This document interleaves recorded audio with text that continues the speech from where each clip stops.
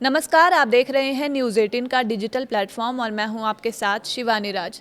नेपाल के प्रधानमंत्री बालेन शाह ने भारत नेपाल सीमा विवाद को लेकर ऐसा बयान दिया है जिसने दोनों देशों में नई बहस छेड़ दी है। संसद में पहली बार काला पानी, लिपू लेक और लिम्बियाधुरा विवाद पर बोलते हुए शाह ने कहा कि नेपाल ने इस मुद्दे पर सिर्फ भारत और चीन से ही नहीं बल्कि ब्रिटेन से भी बात की है और उनकी राय में ब्रिटेन को भी इसमें रुचि लेनी चाहिए।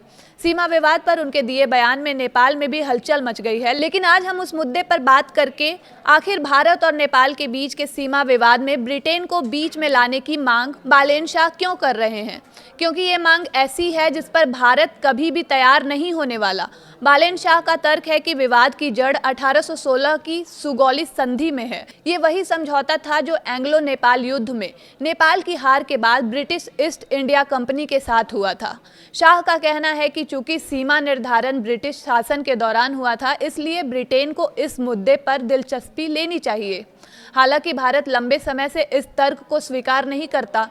नई दिल्ली का रुख साफ है कि काला पानी, लिपू लेक और लिम्बियाधुरा से जुड़ा विवाद केवल भारत और नेपाल के बीच का विषय है और इसमें किसी तीसरे देश की कोई ज़रूरत नहीं है, कोई भूमिका नहीं होनी चाहिए। तो 1814 से 1816 के एंग्लो नेपाल युद्ध में नेपाल की हार के बाद 4 मार्च 1816 को सुगौली संधि पर हस्ताक्षर हुए थे। इस संधि के तहत नेपाल ने कुमाऊं, गढ़वाल और तराई के कई इलाके ब्रिटिश ईस्ट इंडिया कंपनी को सौंपे। महाकाली, काली नदी को पश्चिमी सीमा माना गया। यहीं से विवाद शुरू हुआ क्योंकि दोनों देश काली नदी के वास्तविक उद्गम स्थल को लेकर अलग अलग दावे करते हैं।